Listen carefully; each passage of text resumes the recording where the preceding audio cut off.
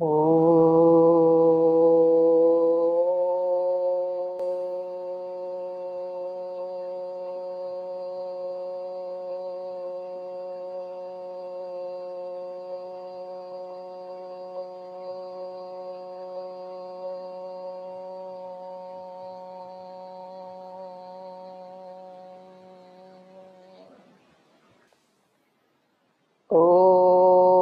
अग्ने व्रतपते व्रतं चरिष्यामि तच्छकेयं तन्मे रोध्यताम्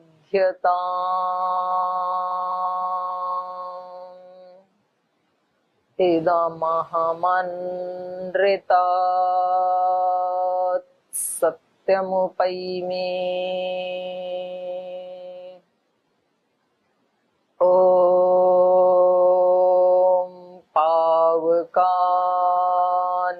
सरस्वती वाजिनीवती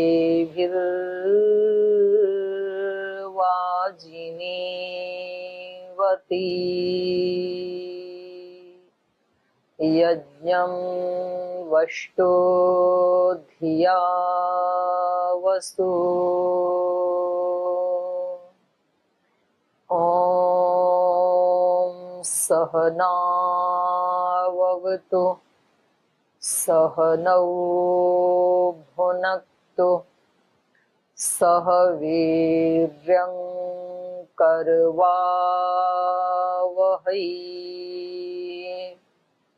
तेजस्विनावधीतमस्तु मा विद्विषावहै ॐ शान्ति शान्ति शान्तिः।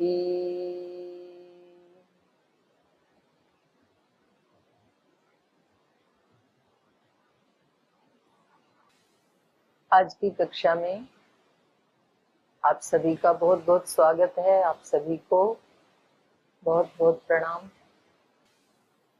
कल कक्षा नहीं हो पाई क्योंकि कल मेरे एक पीएचडी के स्टूडेंट का वाइवा था। इसी समय 4:30 से 5:30 फिर 6 बज गए। और आज भी मुझे लग रहा था क्योंकि आज मैं सुबह ही दिल्ली गई किसी कार्य से और अभी 1 मिनट पहले लौटी हूँ। सीधी आकर के कुर्सी पे ही बैठ गई बस। तो मेरे को लग रहा था कि आज कक्षा मिस नहीं होनी चाहिए, तो इसलिए आज 1 घंटा हमने थोड़ा आगे बढ़ा दिया क्लास को। तो पिछली कक्षा में क्रिया योग की हम चर्चा कर रहे थे। क्रिया योग का मतलब है क्रिया में योग, कर्म करते हुए योग। तपस्वाध्याय ईश्वर प्रणिधानानि क्रिया योग। तप का मतलब है तपो द्वंद्व सहनम, जो भी द्वंद्व आते हैं उनको सहन करना। सहन करने का मतलब क्या है कि जब द्वंद्व आए तो हम बोलते कुछ भी नहीं है और हमें लगता है कि जी हमने सहन कर लिया, लेकिन अंदर से दुखी होते रहते हैं। जब हमारे को कोई कुछ कह देता है, कोई प्रतिकूल परिस्थिति आती है, तो हम ये सोचते हैं कि जी दीदी ने कहा था सहन करना है, सहन करने का नाम तप है। तो हमने सहन कर लिया, हम कुछ बोले नहीं वहां पर, लेकिन हमारा दिल बहुत दुखा और आज तक भी दुख रहा है। तो फिर आप समझो कि आपने सहन नहीं किया। इसका नाम सहन करना नहीं है। घरों में ऐसे होता है ना, माताएं बहनें कई दिन नहीं बोलती हैं और फिर एक दिन ऐसी बोलती हैं, बोले मैं जब से शादी करके आई तुम्हारी माता ने, तुम्हारी बहन ने, तुम्हारे परिवार ने क्या क्या नहीं सुनाया कि मैं सब सहती गई, सब सुनती गई, सब सहन कर लिया, अब और नहीं सहन करती। तो ये ऐसा हो गया जैसे प्रेशर कुकर में वो स्टीम बनती रहती है, बनती रहती है, बनती रहती है और फिर एक टाइम बाहर आ जाती पूरी। और उसको भी यदि जबरदस्ती बंद कर दिया तो प्रेशर कुकर ब्लास्ट हो जाता है, फट जाता है। तो इसका नाम यहाँ सहन करना नहीं किया है, इसका नाम तप नहीं कहा यहाँ पर महर्षि पतंजलि जी ने। तो तप का क्या मतलब है? तप का अभिप्राय है कि अपनी समझदारी से, जागरूकता से दूसरा व्यक्ति जो प्रतिकूल आचरण कर रहा है उससे अपने चित्त को प्रभावित न होने देना, उसका नाम तप है। वो चुप रह जाना वो थोड़ा तप है, तप तो है वो भी, वो वाणी का तप है। जी बोलना चाह रही थी, उल्टा जवाब देना चाह रही थी, लेकिन दिया नहीं, ये सोच करके कि तप है, तो वो ठीक है, उतना भी अच्छा है। लेकिन उसकी पूर्णता तब होगी जब मन से भी हम उस चीज को हटा सकें, मन को प्रभावित ना होने दें। मन के स्तर पर यदि कोई चीज हमें कचोट रही है तो फिर वो तप की श्रेणी में नहीं आएगा। फिर तो मन से तो फिर समझदारी पूर्वक ही हटाया जाता है कि ये चीज मेरे लिए हानिकारक है, ये विचार, ये भावना, ये स्थिति मुझे वो जो एक पूर्ण आनंद वाला जीवन है, आध्यात्मिक जीवन, दिव्य जीवन, जिसमें परम सुख है, अलौकिक सुख है, लौकिक सुखों से उसकी तुलना नहीं की जा सकती है, वास्तव में वही जीवन है। ऋषियों ने वही बताया जीवन का, और उसको तो मैं टेस्ट ही नहीं कर पाई अभी तक, और ऐसे ही चलता रहा तो ये तो पूरा जीवन ही बीत जाएगा, उसको मैं चख भी नहीं पाऊंगी, अनुभव भी नहीं कर पाऊंगी या कर पाऊंगा। तो बस अब आगे ये चिंता से, तनाव से बस स्टॉप, आगे नहीं करना। जो जैसे कर रहा है उसकी मर्जी, मुझे लेना नहीं है। तो ये पुरुषार्थ साध्य, ये दिन भर ऐसे सोचते रहने से फिर व्यक्ति के पास ये पावर आ जाती है। 2-4 बार किन्हीं बड़ी घटनाओं में जब आप प्रयास पूर्वक ऐसा कर लेंगे कि आप अपने मन के ऊपर उसका प्रभाव नहीं होने देंगे। वाणी से तो कई बार चुप रह गए हम, वो भी हमें शक्ति देता है, बाद में अच्छा लगता है कि जी मैं पीछे कुछ दिन पहले आदरणीय बहन सविता जी बोल रही थी ना कि ऐसा प्रसंग आया और मैंने बोला नहीं, मैं चुप रह गई, तो बाद में मेरे को बहुत अच्छा लगा।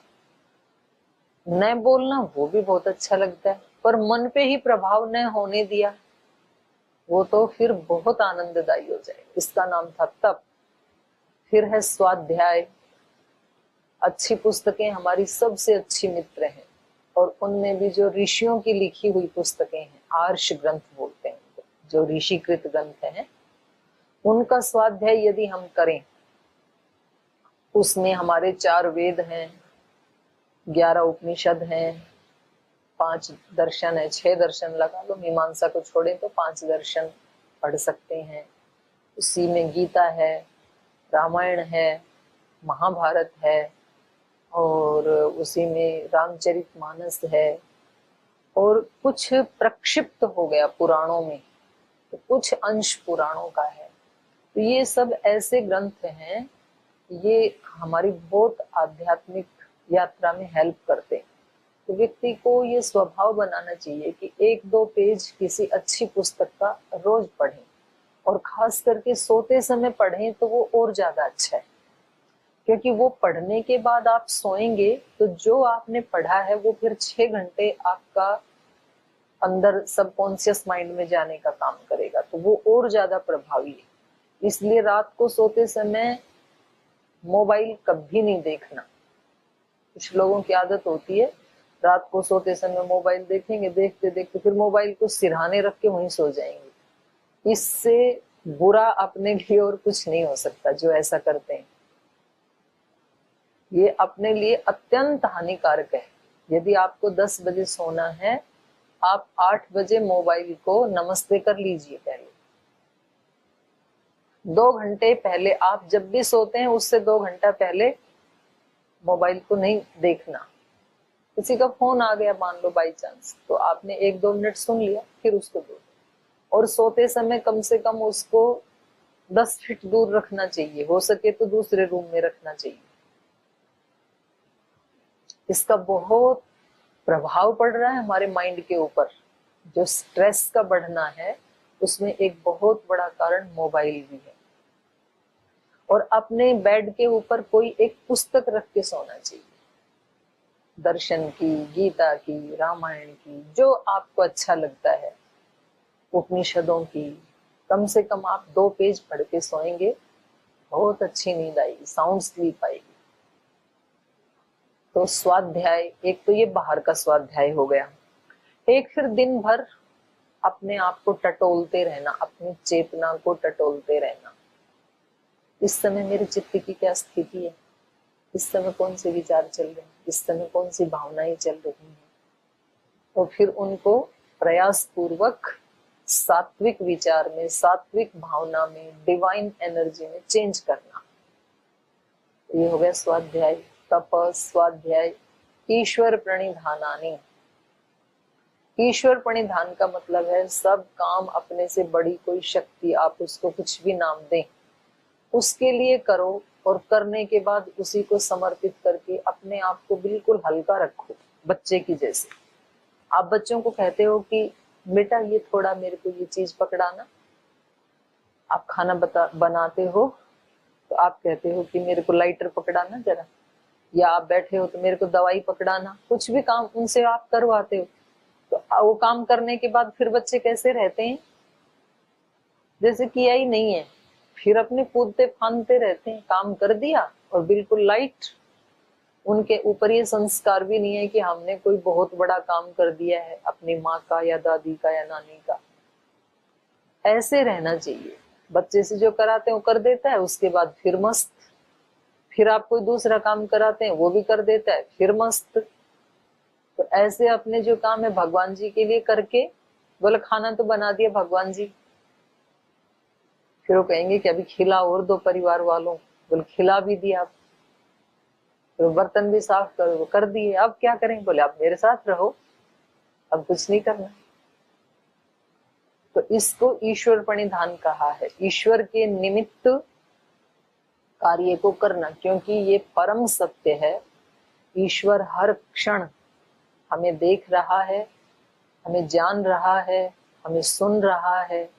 हम जो सोचते हैं उसको भी जानता है, जो बोल रहे हैं उसको सुन रहा है, जो कर रहे हैं उसको देख रहा है।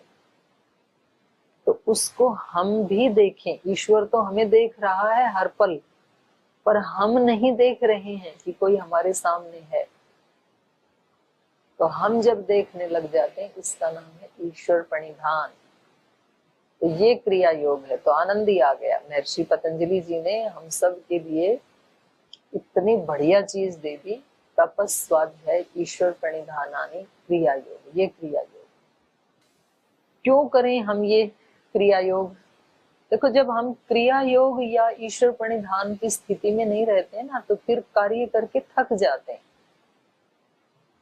ये हमने अपने जीवन में भी देखा। पहले कभी 2-4 घंटे की यात्रा कर लेते थे, 2-4 घंटे की तो क्या, 1 घंटा मार्केट भी कभी चले गए तो वापस आके थक जाते हैं। हाँ भाई, कुछ चाय पानी पिलाओ, उसके बाद कुछ काम करेंगे, थकान हो जाती। अभी हम सुबह गए, अपना काम किया, तुरंत वापस आए, तुरंत अपने पाठ में बैठ गए, कोई थकान नहीं है। तो ऐसे फिर व्यक्ति हल्का रहता है, खूब सारी सेवा करके भी। और इसके साक्षात उदाहरण हमारे परम पूज्य गुरुदेव हैं। ऐसे रहते हैं हमेशा, बच्चे जैसे। तो तपस, स्वाध्याय, ईश्वर प्रणिधानानि क्रिया भी क्यों करें हम ये क्रिया योग? हमारा जैसा जीवन चल रहा है वो बढ़िया है ना। कुछ लोग आपको ऐसे कहते हुए मिलेंगे, आप कहोगे कि मैंने एक पाठ ज्वाइन किया है, एक कोर्स, आप भी कर लो, बहुत अच्छा है। बोले नहीं, हम तो बिल्कुल ठीक है। बोले क्या नाम है इस कोर्स का? बोले तनाव मुक्ति के वैदिक उपाय। बोले हमारे को कोई तनाव नहीं है। तो तनाव नहीं है तो आगे भी ना हो, और अच्छा पाठ तो ज्वाइन करने में क्या जाता है। तो इतनी देर और क्या करेंगे फिर? इतनी देर कोई सीरियल देखेंगे, या किसी से फोन पे बात करेंगे, या तो कोई घर में अतिथि आ गया तो उसकी चाय पानी करेंगे। तो उससे अच्छा ये है, कम से कम 1 घंटा आपको कोई आपके फ्रेंड्स, रिश्तेदार वो तंग भी नहीं करेंगे। बोल जी हमारा पाठ चलता है 5 से 6, तो आएंगे भी नहीं, तो कितनी अच्छी बात है, आपको उधर से भी रिलैक्सेशन हो गया। तो इसलिए अच्छे काम के लिए व्यक्ति को समय निकालना चाहिए। श्री अरविंद आश्रम में जो माता जी रहती थी, उनका एक वाक्य था, हर अच्छे काम के लिए हमारे पास समय होना चाहिए। नहीं तो व्यक्ति अच्छे काम के लिए बोल देता हमारे पास समय नहीं है, जी चाहते तो हैं समय नहीं है। तो वो कहती थी हर अच्छे काम के लिए समय निकालना चाहिए प्रयास पूर्वक, और हर समय के लिए एक अच्छा काम होना चाहिए। प्रत्येक समय के लिए व्यक्ति के पास एक अच्छा कार्य होना चाहिए। जब हम कोई निंदा चुगली करते हैं, किसी की चर्चा करते हैं, किसी के बारे में किसी के गुण दोष देखते हैं, तो वो फिर हम अपने अमूल्य समय को नष्ट कर रहे हैं। तो हर समय के लिए कोई अच्छा काम होना चाहिए, सामान्य काम भी नहीं होना चाहिए और बुरा काम तो बिल्कुल ही नहीं होना चाहिए जिससे हमारी हानि हो या फिर किसी दूसरे की भी हानि हो। ऐसा काम नहीं करना चाहिए। क्यों करें? समाधि भावनार्थ क्लेश तनुकरणार्थश्च। समाधि की तरफ आगे बढ़ने के लिए यही रास्ता है समाधि तक पहुंचने का। और क्लेश जो है वो तनु हो जाएंगे। तनु का मतलब होता है कमजोर,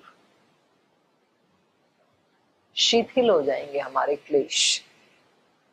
क्लेश का शिथिल होने का मतलब क्या है? अविद्या, अस्मिता, राग, द्वेष, अभिनिवेश जो है ये ऐसे हो जाएंगे जब जैसे जैसे हम विवेक की तरफ बढ़ेंगे तो ऐसे हो जाएगा जैसे चने को भून देते हैं तो फिर वो अंकुरित नहीं होता है। चने के भूबड़े बना लेते हैं ना, भून लिया उसको, तो अब वो चने की शेप में तो है लेकिन वो अंकुरित नहीं हो सकता है अब। तो ऐसे इस ज्ञान की अग्नि से योगाभ्यास, क्रिया योग ये करते करते हमारे जो 5 क्लेश हैं, जो हमारे अविद्या जनित, अविद्या, अस्मिता, राग, द्वेष, अभिनिवेश हैं, वो अभी दग्ध बीज जैसे हो जाते हैं। मतलब वो हैं संस्कार तो, लेकिन वो हमें परेशान नहीं करेंगे, क्योंकि संस्कारों की 3 स्थिति हैं, 3 स्टेजेस में संस्कार रहते हैं। एक है उनकी उदार अवस्था, एक है उनकी प्रसुप्त अवस्था, और एक है उनकी सामान्य अवस्था। ये संस्कार सबके 3 स्थिति में रहते हैं। कभी कभी रहते हैं वो अपनी उदार अवस्था में। उदार का मतलब जिस समय हमें बहुत तेज गुस्सा आ रहा होता है तो समझ लो कि क्रोध अब उदार अवस्था में है। और जिस समय हम प्रसन्न हैं तो समझ लो गुस्सा अभी प्रसुप्त अवस्था में है, सोया हुआ है। ऐसा नहीं है कि गुस्सा है ही नहीं इस समय हमारे अंदर। अभी हम पाठ पढ़ रहे हैं तो हमारे जो काम, क्रोध, लोभ, मोह, अहंकार, ईर्ष्या, द्वेष, घृणा थोड़े ज्यादा सभी में है, तो वो अब कौन सी अवस्था में है इस समय? प्रसुप्त अवस्था में, सोए हुए हैं। आलम्बन पाके वो प्रकट हो जाते हैं, हो जाएंगे थोड़ी आगे पीछे। जब भी आलम्बन सामने आएगा, खट्टे को देख करके मुंह में पानी आता है तो नींबू आदि आलम्बन बन जाते हैं। तो वो ग्रंथि अभी भी है हमारी जिह्वा के नीचे, पर वो काम कब करती है? जब उसके सामने आलम्बन आ जाता है। तो खट्टा अचार आ गया, कच्चा आम आ गया, तो अभी मेरे बोलते बोलते ही किसी किसी के तो मुंह में पानी आ गया। तो आलम्बन के बारे में सुन के या आलम्बन बिल्कुल सामने आते ही वो काम हो जाएगा। तो ऐसे ही क्रोध का आलम्बन आते ही क्रोध आ जाएगा, लोभ का आलम्बन सामने आते लोभ आ जाएगा, मोह के आलम्बन सामने आते मोह जागृत हो जाएगा। तो हम कितना भी पाठ पढ़ें, कितनी भी अच्छी अच्छी बातें सुने, लेकिन ये संस्कार बड़े चालाक हैं और बड़े मजबूत हैं, ऐसे नष्ट नहीं होते। लेकिन जब क्रिया योग का अभ्यास करते हैं हम पूर्ण जागरूक होके, तो फिर ये थोड़े कम होने लगते हैं। बहुत सारे ऐसे मौके आएंगे जब आपको क्रोध आ सकता था, लेकिन योगाभ्यास, क्रिया योग के कारण आपने उसको तनु कर दिया। कभी तो आएगा नहीं, आएगा तो कम आएगा, कम आकर के भी थोड़ी देर में आप पुनः अपने स्वरूप में आ जाएंगे। तो ज्यादा घमासान नहीं मचाएगा। एक तो होता है थोड़ी थोड़ी आंधी हवा, तो वो थोड़ा थोड़ा हिलाती है चीजों को लेकिन चली जाती, ज्यादा नुकसान नहीं करती। और एक होता है तूफान, वंडर, तो वो कभी छत को उड़ा के ले जाता है, टिन को तोड़ देता है, और कभी वृक्षों को उखाड़ देता है। तो बहुत ज्यादा तबाही करके जाता है। तो ऐसे ही ये हमारे क्लेश भी हैं। जब उदार अवस्था में होते हैं तो बहुत भारी नुकसान करते हैं। वो नुकसान हमें दिखते नहीं है। आपको पता है पहले जो राजा लोग हैं वो अपने पास विष कन्याएं रखा करते थे। विष कन्या का नाम सुना है आपने?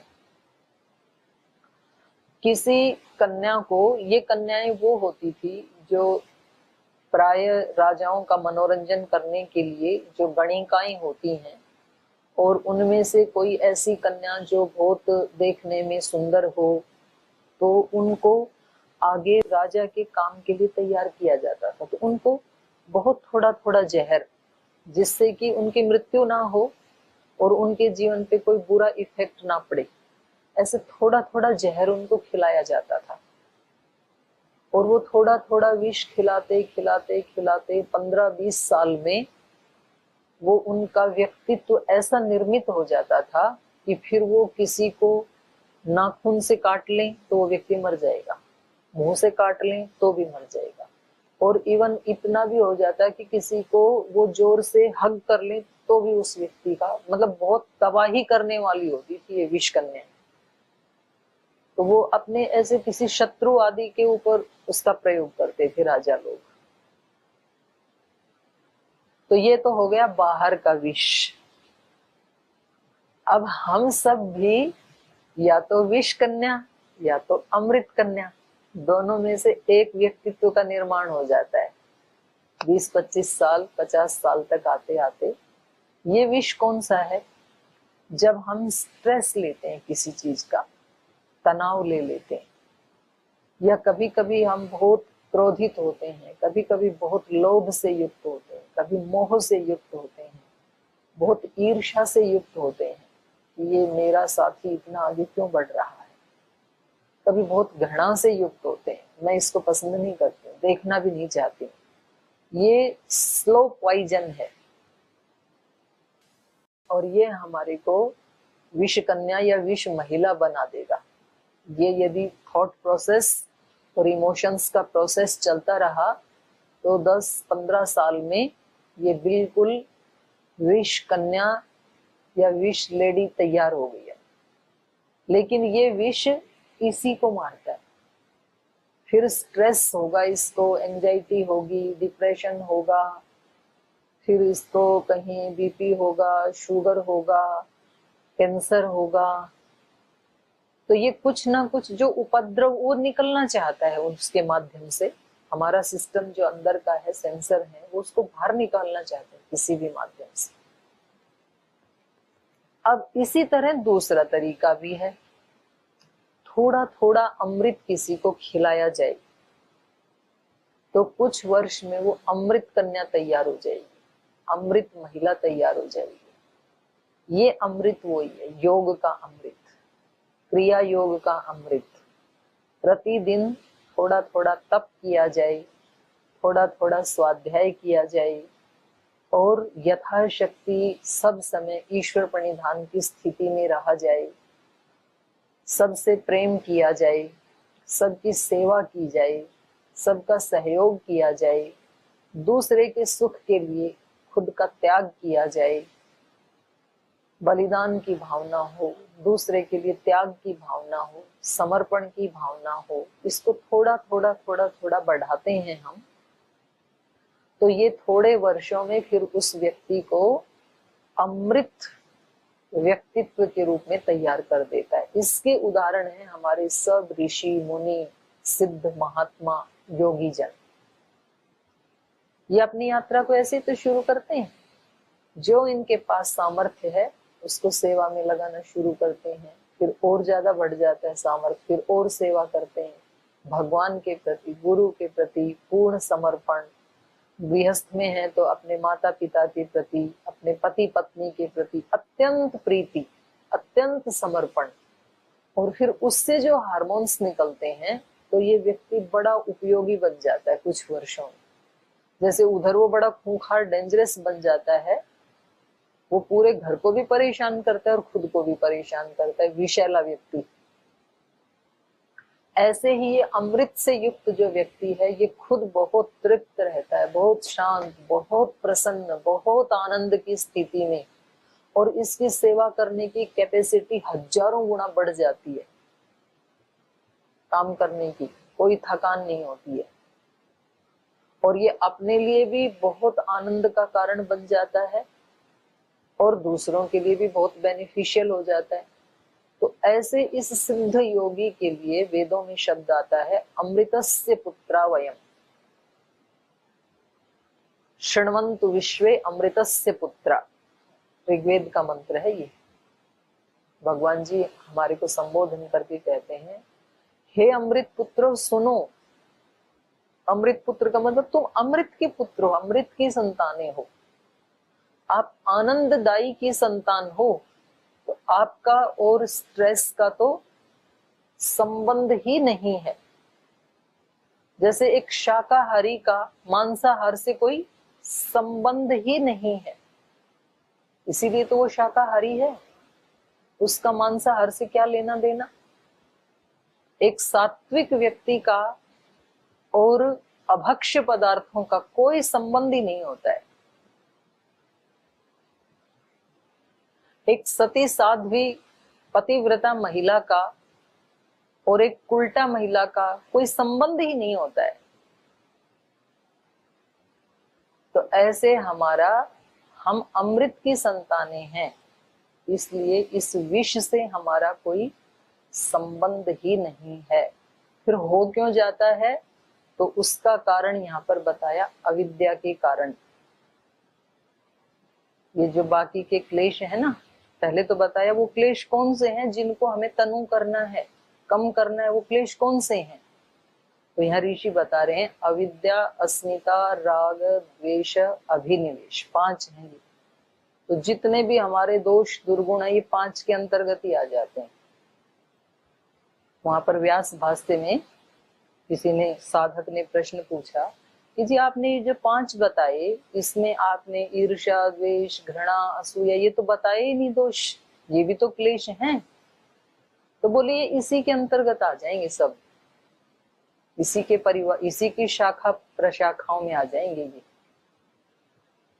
तो बोले ये जो 5 हैं इनमें सबसे महत्वपूर्ण कौन सा, क्यों होते हैं ये 5 क्लेश। तो वहां बताया अविद्या सबकी जननी है। अविद्या क्षेत्रम उत्तरेशम प्रसुप्त तनु विच्छिन्न उदाहरणाम। हाँ 4 स्थिति है, मैंने 3 बोला, ये सूत्रकार ने बता दिया यहाँ पर।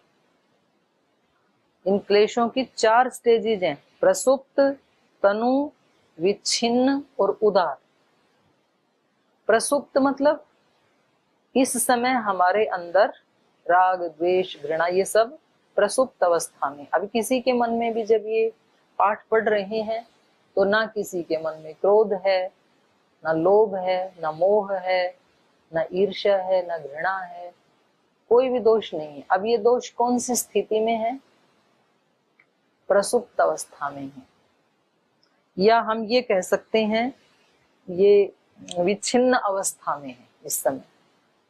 प्रसुप्त का मतलब होता है सोया हुआ। जैसे छोटे बच्चे में, बिल्कुल छोटा बच्चा है, उसके अंदर कोई भी दोष नहीं है। जो 1-2 महीने का या 6 महीने का, 1 साल का जो बच्चा है, उसमें काम, क्रोध, लोभ, मोह, अहंकार, ईर्ष्या, घृणा, द्वेष कभी देखने को नहीं मिलता है। तो इसका मतलब क्या उस बच्चे में है ही नहीं, है पिछले जन्म से संस्कार लेके आया है, लेकिन अभी प्रसुप्त अवस्था में है, अभी दिख नहीं रहा है। इसको कहते हैं प्रसुप्त अवस्था। प्रसुप्त तनु का मतलब है हल्का, क्रोध है लेकिन थोड़ा थोड़ा है, ज्यादा खतरनाक वाला नहीं है। थोड़ी देर के लिए आता है, कुछ क्षण के लिए, फिर वो पुनः अपने स्वभाव में आ जाता है व्यक्ति। थोड़ा सा लोभ तो आता है, तो ज्यादा नहीं आता है, थोड़ा थोड़ा मोह है लेकिन ज्यादा नहीं है। इसको कहते हैं तनु अवस्था। और ये इससे होती है तनु अवस्था, क्रिया योग से, अभ्यास से, हल्का हल्का, अभी हल्का हल्का बचा है। जैसे कपड़ों में एक तो होता है स्थूल मैल, उसको पानी में डुबोया तो बहुत सारा कूड़ा करकट पानी में निकल गया, तो अब जो मैल है ये अब हल्का हल्का बच गया, तो उसको फिर साबुन लगा के रगड़ करके, और भी ज्यादा नहीं तो पहले तो लकड़ी से उसकी पिटाई करके फिर वो सूक्ष्म मैल निकालते थे। तो ऐसे हमारे चित्त के लिए जब हम तप स्वाध्याय ईश्वर प्रणिधान करते हैं तो मोटा मोटा मैल तो निकल जाता है रोज, फिर जो सूक्ष्म बचा है उसके लिए फिर आगे और उपाय बताएंगे, धारणा, ध्यान, समाधि, प्रत्याहार, ये सारे बताएंगे। तो ये एक अवस्था है तनु, प्रसुप्त तनु। तीसरी है विच्छिन्न। विच्छिन्न मतलब कट कट के, एक बार सुखी होते हैं, फिर थोड़े दिन सुख चलता है, फिर उसमें कट आ जाता है, फिर दुखी होते हैं, फिर 2-4 दिन तो दुखी रहते हैं, फिर उसमें कट आ जाता है, फिर सुखी हो जाते हैं, फिर कट आता है। कभी उत्साह में होते हैं, फिर वो 5-7-10 दिन उत्साह चलता है, फिर उसमें कोई कट आ जाता है, फिर निराशा में चले जाते हैं। तो ये हम सब की चित्त की अवस्था है। प्रतिदिन पाठ चलता रहे तो चित्त ठीक है, और बीच में 5-7 दिन बंद हो जाए तो फिर चित्त वहीं पहुंच जाता है जहां से शुरू किया था।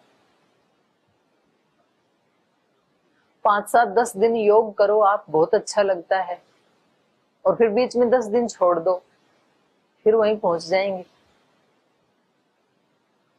10 दिन आकर के योगग्राम वेलनेस सेंटर में उपवास करो, सूप पियो, बढ़िया बढ़िया, तो वेट नीचे चला जाता है। घर में जाके फिर वही खाना खाओ, गरिष्ठ भोजन, फिर वहीं का वहीं आ जाएगा। तो इसको कहा विच्छिन्न अवस्था, बीच में टूट टूट करके आता है। प्रसुप्त तनु विच्छिन्न और उदार। उदार का मतलब है अत्यंत अपनी चरम अवस्था में वो दोष होना। कुछ लोगों में चरम अवस्था को पहुंच जाते हैं दोष।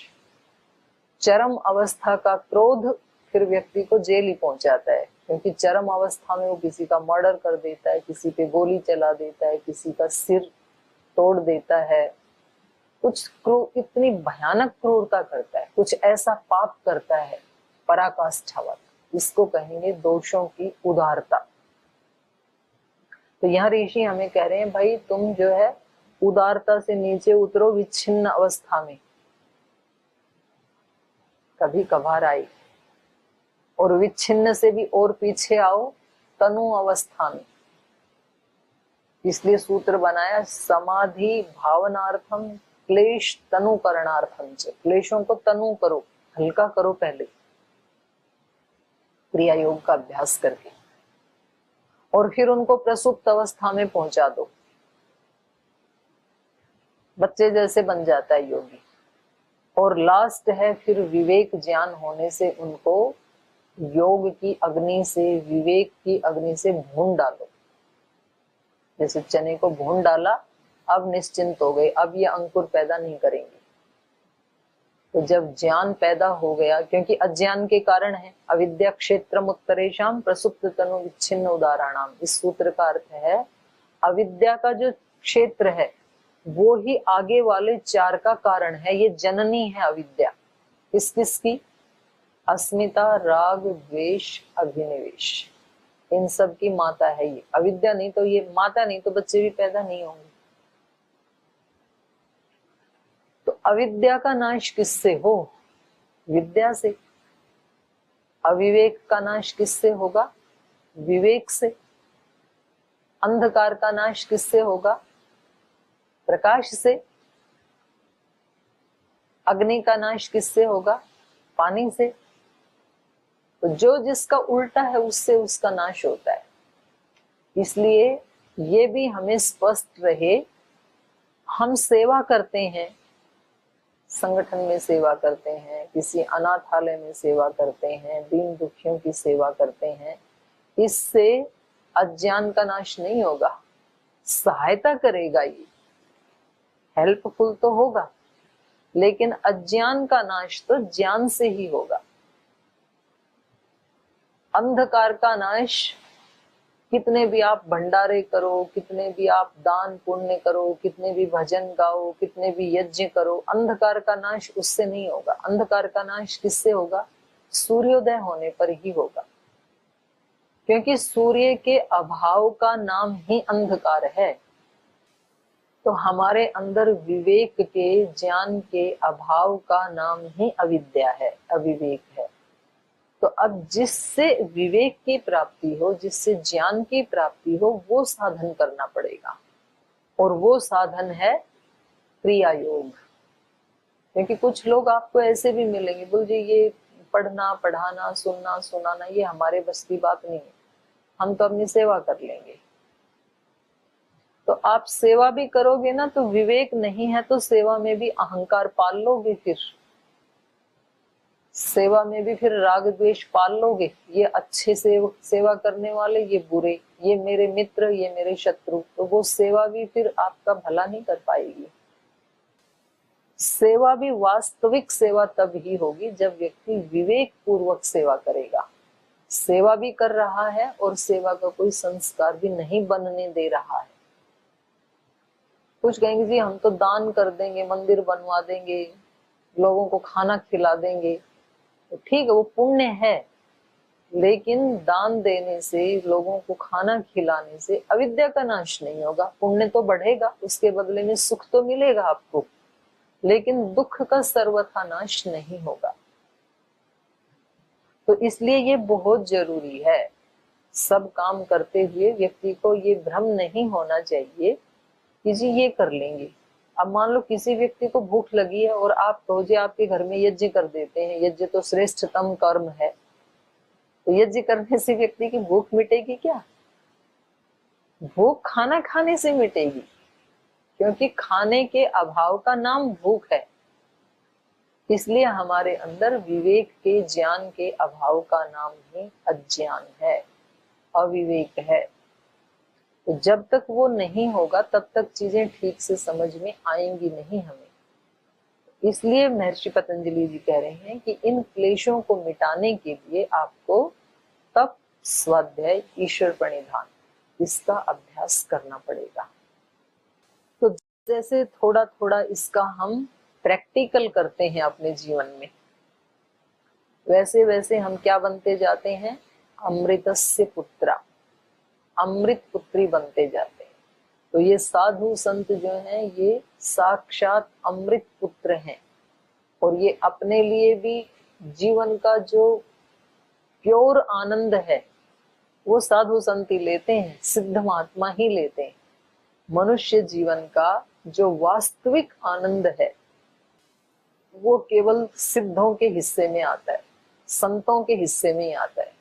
बाकी तो शरीर के लेवल पे कुछ सुख सुविधाएं भोग करके अपने आप को भ्रमित कर लेते हैं कि मैं बहुत सुखी हूँ। हो ही नहीं सकता है व्यक्ति सुखी, क्योंकि वो सुख तो जो है, जो सुख पायो राम भजन में, हरि भजन में, विवेक की स्थिति में, वो सुख ना ही अमीरी में, वो नहीं मिल सकता है साधनों से, और वो अज्ञान का नाश हुए बिना नहीं मिल सकता है। इसलिए अंदर के जो सूक्ष्म संस्कार हैं वो तो देखो जागरूकता से ही मिटेंगे। नहीं तो व्यक्ति कई बार क्या होता है, बोल जी हम तो दोषों को याद ही नहीं करेंगे। भाई आप याद ना करो, ये तो फिर ऐसे हो गया, बोल जी वो बिल्ली ना आंखें बंद कर लेती है, सॉरी कबूतर आंख बंद कर लेता है, तो बिल्ली आ गई मैं अपनी आंख बंद कर लेता हूँ, मेरे को बिल्ली दिख ही नहीं रही तो मेरा दुख मिट जाएगा। तो भाई कबूतर आंख बंद कर ले, बिल्ली ने तो आंख बंद नहीं की ना, तो वो तो आके गर्दन दबाई देगी, अपना काम कर देगी। तो हम कहते हैं कि जी हम तो ना दूसरे चिंतन में रहेंगे, हम तो इस इनको याद ही नहीं करेंगे कि हमारे अंदर कोई दोष है, हम तो हमेशा कहेंगे हम बहुत अच्छे हैं। ये कहना अच्छी बात है, आप बहुत अच्छे हैं, लेकिन साथ में उसको हटाना भी पड़ेगा, नहीं तो मौका पाके वो बाहर आ जाएंगे। फिर दोष हमारे वो आलंबन मिलते ही अभिव्यक्त हो जाएंगे। कब हम लोभ युक्त हो जाएंगे, कब हम मोह से युक्त हो जाएंगे, कब हम निराशा से युक्त हो जाएंगे, वो तो आलंबन आएगा तब पता लगेगा ना। जब तक जीवन में सब कुछ ठीक चल रहा है तब तक तो हर व्यक्ति योगी है, समता में है। पर वास्तव में कितनी समता है, कितना योगी है, ये तब पता लगेगा जब जीवन में कोई प्रतिकूलता आएगी, और प्रतिकूलता कभी भी आ सकती है। तो वही व्यक्ति लाभ उठा पाएगा जीवन का जो प्रतिदिन थोड़ा थोड़ा अमृत का पान करेगा। इसलिए हम प्रतिदिन यज्ञ करते समय मंत्र बोलते हैं, अमृतोपस्तरणमसि स्वाहा। अमृत ही मेरा उपस्तरण हो, अमृत ही मेरा पिधान हो, अपिधान ओढ़ने का, बिछोना ओढ़ना, ये सब अमृतमय हो। बिछोने ओढ़ने का मतलब क्या है, जो भी मैं कार्य करूं मेरे नीचे ऊपर बाएं दाएं, आंख नाक कान में, वाणी में, व्यवहार में, सब जगह अमृतत्व दिखाई दे, सब जगह मैं अमृतत्व से युक्त हूं। तो व्यक्ति अपने मन में जब हमेशा उस परम शक्ति से युक्त होता है ना, तो तब वो शहंशाहों का भी शहंशाह होता है। तब वो हमेशा देने के मोड में होता है दूसरे लोगों को। और जब वो इससे हट जाता है तो ईश्वर स्तुति प्रार्थना उपासना के जो 8 मंत्र हैं, उसका जो तीसरा मंत्र है उसमें आया, यस्य छाया अमृतम यस्य मृत्यु। उस परम पिता परमात्मा की छांव में रहना अमृत है, और यस्य मृत्यु, उससे दूर हटना ही मौत है। तो हम जब उसके सानिध्य में रहते हैं तो समझ लो अमृत के सानिध्य में। इसलिए कहा अमृतोपस्तरणमसि स्वाहा, अमृतापिधानमसि स्वाहा। अमृत की बहुत प्रार्थनाएं की हैं हमारे वेदों में, शास्त्रों में। असतो मां सतगमय, तमसो मां ज्योतिर्गमय, मृत्योर्मा अमृतम गमय। असत से मैं सत की तरफ बढ़ूं। असत का मतलब क्या, आप बोलोगे जी हम तो झूठ बोलते ही नहीं है, हम तो सत वाले ही हैं। तो वहां झूठ सच का नाम सत नहीं है। असतो मां सतगमय का अर्थ क्या है, शरीर इंद्रियां आदि ये असत हैं। असत मतलब अनित्य हैं, और हम अनित्य में ही उलझे हुए हैं। हम तो 24 घंटे इस अनित्य शरीर के लिए, अनित्य संबंधों के लिए ही प्रार्थना करते हैं, आकांक्षा करते हैं, महत्वाकांक्षा करते हैं। पूरा पूरा 24 घंटे का टाइम हम इसी के लिए जीते हैं, तो माने असत के लिए जी रहे हैं। तो ऐसी कृपा करो भगवान, असतो माम, मुझे, मां वहां पर अनुदात्त है, असतो मां सतगमय, सत की तरफ चलो मैं। सत का मतलब है शाश्वत, ईश्वर, अमृत, डिवाइनिटी, डिग्निटी, जिसमें कभी कोई चेंज नहीं आता है, उस तत्व का नाम है सत तत्व। ये प्रार्थना है वहां पर, असतो मां सतगमय। ईश्वर सत्य है, आत्मा सत्य है, प्रेम सत्य है, करुणा सत्य है। ये जो सत्य तत्व है इनकी तरफ मैं बढ़ूं, अनित्य से नित्य की तरफ बढ़ूं, शाश्वत की तरफ बढ़ूं। ऐसा व्यक्ति को, क्योंकि जैसा व्यक्ति चाहेगा, सोचेगा, संकल्प लेगा, वैसा ही तो बनेगा। तमसो मां ज्योतिर्गमय। अभी मन में, प्राण में, इंद्रियों में अंधकार है, तो अंधकार में कभी भी ठीक ठीक दिखाई नहीं देता है। व्यक्ति अंदाजा लगाता है अंधकार में कि ये शायद लोटा होगा, ये शायद पेन होगा, ये शायद डायरी होगी, तो स्पष्ट नहीं दिखता है कि डायरी में लिखा क्या है, कौन सी डायरी है, कौन सा पेन है, चलने वाला है, बिना चलने वाला है। अंधकार में पूरा दिखता नहीं है। तो ये तमस का मतलब है कि जब तक विवेक नहीं है हमारे चित्त में, तब तक हमें ये संसार, इस संसार के संबंध, ये रिश्ते नाते, ये ठीक स्वरूप में दिखाई नहीं देते। जैसा इनका स्वरूप है वैसे दिखाई नहीं देते हैं, कुछ उल्टा पुल्टा दिखाई देता है। तो इसलिए वहां पर प्रार्थना की है तमसो मां ज्योतिर्गमय। जब ज्योति आए हमारे सामने, प्रकाश हो जाए, सूर्योदय हो जाए, तो सारी चीजें स्पष्ट दिखती हैं। अंधेरे में तो रस्सी पड़ी हो तो सांप दिखाई देता है कि कोई सांप पड़ा है। कोई रस्सी पड़ी हो और थोड़ा सा चंद्रमा का या थोड़ा सा तारों का प्रकाश हो रास्ते के बीच में, तो व्यक्ति को क्या लगता है? सांप है। कोई ठूंठ खड़ा है, स्थाणु, तो उसको देख के लगता है कोई भूत बैठा है, कोई भूत खड़ा है।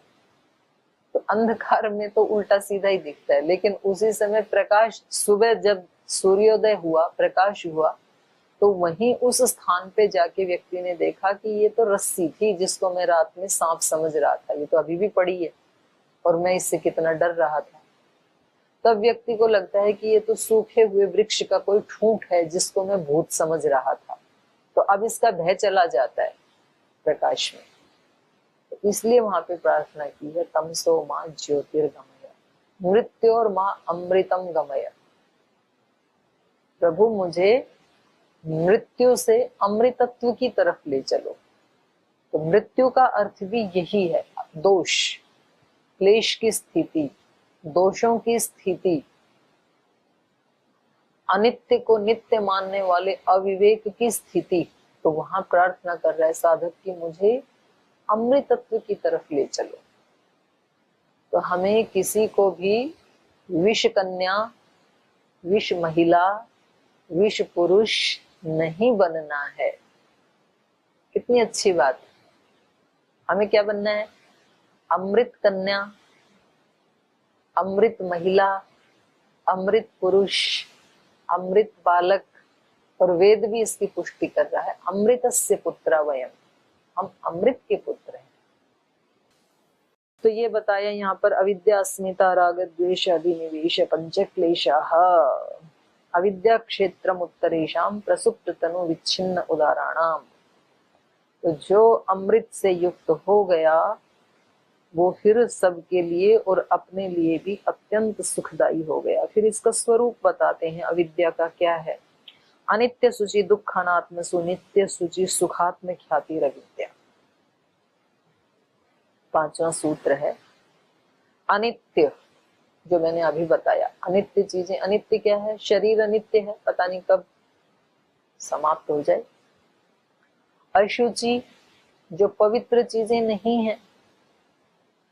दुख, दुख को आप सब समझते हैं, जो प्रतिकूल होता है हमारे। और अनात्म सुख, अनात्म मतलब जो आत्म तत्व से अलग चीजें हैं। शरीर, इंद्रियां, घटपट आदि जितनी भी वस्तुएं आत्मा से अतिरिक्त, उन सब में अनित्य को नित्य समझना। शरीर अनित्य है, संबंध अनित्य हैं, रिश्ते नाते अनित्य हैं, और इनके साथ व्यक्ति कैसा व्यवहार करता है? नित्य जैसा। बोलता भी है ऐसा कि हम कभी एक दूसरे से जुदा नहीं होंगे, सातों सात जन्म तक, और उससे भी अगले जन्म तक हम साथ रहेंगे। एक जन्म नहीं, सात जन्म, सात जन्म नहीं, उससे अगले जन्म, अगले जन्म नहीं, जन्म जन्म तक साथ रहेंगे। ये आपके हाथ में नहीं है। ऐसे बोलने से माने उस अनित्य को हम नित्य मान रहे हैं, ये हमारा अज्ञान है। अशुचि को शुचि मानता है व्यक्ति, जो अपवित्र चीजें हैं। अब ये खाने पीने से लेकर के, विचार से लेकर, भावना से लेकर व्यवहार तक सब में घटित होगा। जो अभक्ष्य पदार्थ हैं, अशुचि हैं, अपवित्र हैं, उसको व्यक्ति पवित्र मान के खाता है। नॉनवेज क्या है? अपवित्र। Pizza, burger, fast food, junk food क्या है? ये अपवित्र। उनको खाते कैसे हैं? पवित्र मान करके। अपवित्र पदार्थों को पवित्र समझता है, अपवित्र वस्तुओं को पवित्र मानता है। आज संसार में जितना भी भोग का और जो क्या कहेंगे दुराचार, व्यभिचार का जो तांडव हो रहा है, वो किसके कारण हो रहा है? शरीर के अत्यंत अपवित्र अंगों को पवित्र मान के उसकी वासना के लिए, उसके भोग के लिए व्यक्ति अपने जीवन को तबाह कर रहा है। ये है अशुचि को शुचि मानना। शुचि माने पवित्र, अशुचि माने अपवित्र। जो अपवित्र चीजें हैं, अपवित्र भोजन है, अपवित्र भावनाएं हैं, किसी के बारे में किसी ने हमारा कोई बुरा किया, मानो अपमान किया या हमारा कुछ चुराया, अब वो उस व्यक्ति ने अपने दोष के कारण किया, अब हम भी उसके प्रति बदले की भावना रखते हैं अपने मन में। ये क्या है? अपवित्र भावना है, ये पवित्र भावना नहीं है। और हम क्या सोचते हैं, मैं भी कोई कम नहीं हूं, इसको दिखा दूंगी समय आने पे, तो लगता है कि बड़ा बहादुरी का काम कर रही हूं मैं। तो यह है अपवित्र को पवित्र मानना। अपवित्र व्यवहार, अपवित्र भावनाएं, अपवित्र विचार, व्यक्ति पहले अपवित्र विचार लाता है अपने मन में कि इसने बुरा किया ना मेरा, अब इसको देखो मैं क्या क्या दिखाता हूँ, क्या क्या करता हूँ, इसको कहाँ कहाँ फंसाता हूँ। यह क्या है? अपवित्र विचार। और इसको कैसे करता है व्यक्ति? पवित्र मान के, जैसे तो कोई बहुत बड़ा कार्य कर रहा है व्यक्ति, ऐसा सोच के करता है। अनित्य, अशुचि, दुख, दुख में सुख मानता है। दुखदाई क्या है?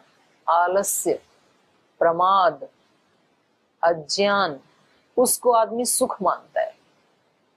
बोलते आप लोग सेवा के लिए घूमते हो इधर उधर, हम तो अपने घर में आराम से बैठे हैं। ये आराम से बैठना दुखदाई है, जिसको हमने सुखदाई मान लिया। व्यक्ति कहता है जी छुट्टी के दिन तो मैं 8 बजे उठती हूँ, 8 उठता हूँ, और उस दिन योग से भी छुट्टी, उस दिन स्वाध्याय से भी छुट्टी, सब चीजों से छुट्टी। ये दुखदाई है, प्रमाद का संस्कार बन रहा है, सुखदाई नहीं है ये। इसको सुखदाई मानता है। किसी किसी व्यक्ति को विश्राम करके परम आनंद मिलता है, और किसी किसी व्यक्ति को परम पुरुषार्थ सेवा करके परम विश्राम मिलता है। उसको सुहाता ही नहीं है विश्राम, हमारे पूज्य गुरुदेव जैसी जो आत्माएं। तो ये है दुख को सुख मानना और सुख को दुख मानना। ध्यान करना बहुत सुखदाई है, प्राणायाम करना सुखदाई है, प्रत्याहार सुखदाई है, इसको व्यक्ति दुखदाई मानता है। अरे ये गुरुकुल वाले रोज 4 बजे उठ जाते हैं, कितना दुखदाई है। हम देखो घर में आराम से 7 बजे तक सोते हैं, ये कितना सुखदाई। उल्टा है ये। अविद्या के कारण जो सुखदाई चीजें वो दुखदाई दिख रही हैं, दुखदाई चीजें सुखदाई दिख रही हैं। बोलिए इनका भी कोई जीवन है ना? कोई अच्छा मिर्च मसाले का खाना खाते हैं, ना अच्छे कपड़े पहनते हैं, सुबह सुबह उठ जाते हैं। हमारा देखो कितना सुखी जीवन है। 10 साल के बाद बात करना भाई साहब, कौन सा सुखी जीवन था और कौन सा दुखी था। वो लगभग 50 साल की उम्र में पहुंचते पहुंचते सच्चाई सामने आ जाती है, और कभी कभी तो पहले भी आ जाती है। तो इसका नाम अविद्या है। महर्षि पतंजलि जी ने बड़ी कृपा करके हमारे को बता दिया कि हम अनित्य वस्तुओं को नित्य मानते हैं, अपवित्र को पवित्र मानते हैं, दुख को सुख मानते हैं, और अनात्मसु आत्मख्याति, जो अनात्म वस्तुएं हैं। अनात्म मतलब आत्मा से रहित, जैसे शरीर आत्मा से रहित है तो उसको हम क्या मानते हैं? चेतन जैसे मानते हैं।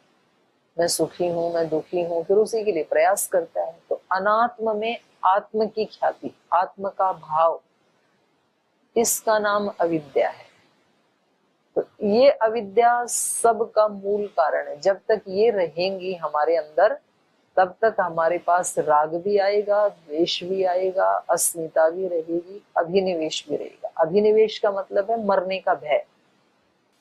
एक तो हम लोग हैं कि हमें मरने का कितना भय लगता है, और एक तो संत महात्मा है, महर्षि दयानंद हैं, जिन्होंने देखा अब ये शरीर को 16वीं बार जहर दिया गया, तो अब ये सेवा के लायक नहीं रहा, तो अपनी इच्छा से मंत्र पाठ, वेद के मंत्रों का उच्चारण करके शरीर को छोड़ दिया। गुरु नानक देव हैं, मीराबाई है, कितने ऐसे संत महात्मा हैं जिन्होंने अपनी इच्छा से इस शरीर को छोड़ दिया। हम रामायण में देख रहे हैं, श्री राम जिनके पास जाते हैं, एक ऋषि हैं शरभंग ऋषि। बोल जी बस मैं आपके दर्शन के लिए रुका हुआ था, आपके दर्शन हो गए आज, अब मैं शरीर छोड़ रहा हूँ। अपनी इच्छा से छोड़ दिया। जब श्री राम उनके आश्रम में गए तो वो यज्ञ कर रहे थे। जो व्यक्ति को खांसी नहीं, जुकाम नहीं, बुखार नहीं, कोई कष्ट नहीं, पीड़ा नहीं, आराम से यज्ञ कर रहा है, और देखा कि अब श्री राम आ गए, बोले बस अब जीवन का प्रयोजन पूरा हो गया। तो आगे उनको जाना था सुतीक्ष्ण ऋषि के आश्रम में।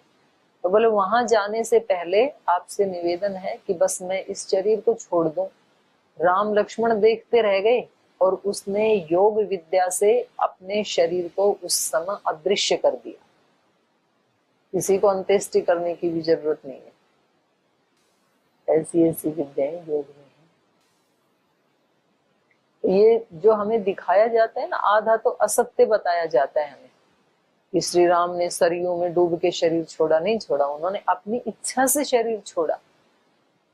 कृष्ण किसी शिकारी के बाण से आहत होकर के नहीं मरे, अपनी इच्छा से शरीर छोड़ते हैं ये योगी। कैसे, क्यों छोड़ते हैं, कैसे छोड़ते हैं? तो शरीर से जो प्राप्त करना था वो प्राप्त कर लिया, तो अब इससे बाहर निकल के परमात्मा के आनंद में रहेंगे। इसमें क्यों रहेंगे? क्योंकि शरीर की बाउंड्रीज तो हैं ही। आप रेल में या प्लेन में, ट्रेन में यात्रा करते हैं तो जैसे ही आपका स्टेशन आता है उससे पहले अपना झोला हाथ में उठा लेते हो आप कि अब उतरना है अभी। तो उतरते समय कष्ट होता है क्या कोई? बिल्कुल नहीं होता। क्यों नहीं होता है? डेस्टिनेशन आ गया, यहीं के लिए, यहाँ तक के लिए तो इस प्लेन का प्रयोग करना था, यहाँ तक की ट्रेन का प्रयोग करना था। अब यदि कोई उस ट्रेन में बिठाए जबरदस्ती तो कष्ट होगा। अभी हमें उतरने दो, हमारा तो डेस्टिनेशन आ गया। हमें दुख क्यों होता है, मृत्यु से क्यों भय लगता है? क्योंकि हमने इस शरीर को प्राप्त करके जो कर्म करना था, जो सुख प्राप्त करना था, जो अविद्या अज्ञान का नाश करना था, वो किया नहीं अभी। तो इसलिए हमें भय है, ये कहीं छूट ना जाए। तो ये जो भय है हमेशा शरीर के छूटने का, संसार के छूटने का, संबंधों के छूटने का, इसको कहते हैं अभिनिवेश क्लेश। और यहाँ व्यास ऋषि ने व्यास भाष्य में बताया कि ये दुख जैसे किसी अनपढ़ व्यक्ति को होता है वैसे विद्वान को भी होता है। विद्वान का मतलब यहाँ पर शब्द ज्ञान वाला। जैसे मैं आपको शब्द पढ़ के सुना रही हूं, लेकिन मैंने योगाभ्यास करके उस विवेक को प्राप्त तो नहीं किया। तो अभी यदि भूकंप आए तो पाठ छूट जाएगा, तब पता लगेगा। अभी तो मैं पढ़ के सुना रही हूं ना। तो ये विद्वानों को भी ये भय वैसे ही सताता है जैसे सामान्य व्यक्ति को सताता है। तो यहाँ कहने का अभिप्राय महर्षि पतंजलि जी का ये है कि इन पांचों क्लेशों से वही व्यक्ति मुक्त हो पाएगा जो इसका प्रैक्टिकल करेगा, अभ्यास करेगा। दिन भर के जीवन में अभ्यास करेगा, वो छूट जाएगा। तो 7 बज गए, आपको अभी खाना वाना बनाना पड़ेगा आज, क्योंकि आपके कर्म योग का समय हो गया। लेकिन खाना भी क्रिया योग के साथ बनाना। अब आगे जो भी काम करोगे सोने तक आपको, चाहे आप 9 बजे सोएं या 10 बजे सोएं, अब अगले 2-3 घंटे आपको जो भी काम करेंगे वो क्रिया योग के माध्यम से करना है। सब स्वाध्याय ईश्वर प्रणिधान की स्थिति में रह करके करना है। ऐसे ही अभ्यास होगा, और थोड़ा थोड़ा अभ्यास करके हम सब क्या बन जाएंगे? अमृत पुत्री, अमृत महिला, भगवान की अमृत पुत्रियां हैं हम। उन ऋषियों की, ऋषि का पुत्र पुत्रियां हैं हम सब। ऐसे आपको अभ्यास करना है अगले 2-3 घंटे के लिए। आज आपका कोई प्रश्न हमने नहीं लिया, मैंने सीधे आते ही पाठ ही शुरू कर दिया क्योंकि कल नहीं हुआ था। तो आपका कोई प्रश्न हो आप चिंतन कीजिए, कल फिर आपके प्रश्न उत्तर लेंगे। आज यही पाठ को विराम देते हैं। पुनः आप सभी को बहुत बहुत प्रणाम, आपका बहुत बहुत धन्यवाद।